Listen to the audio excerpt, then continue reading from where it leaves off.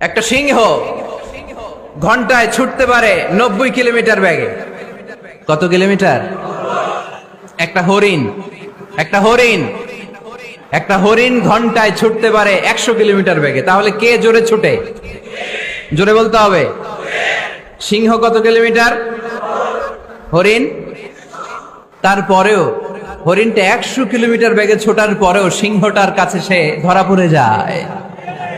এর কারণ সিংহ যখন ধরার জন্য ছোটে সে শুধু সামনে তাকায়, সে পিছনে তাকায় না। আর হরিণ 100 কিলোমিটার বেগে ছোটার পরেও সে ধরা খেয়ে যাবার ভয়ে বারবার পেছনে তাকায়। আর পিছনে তাকার কারণে ওর গতিটা স্লো হয়ে যায় আর সিংহের হাতে বধ হয়ে যায়। পিছনে তাকাবার সময় আমাদের নাই, চিল্লায় বলো ঠিক কিনা? আমরা অহংকার শিখি নাই, আমরা হিংসা শিখি নাই, আমাদের বুকে আছে বুক ভরা ভালোবাসা। আমি বিএনপি বুঝি না।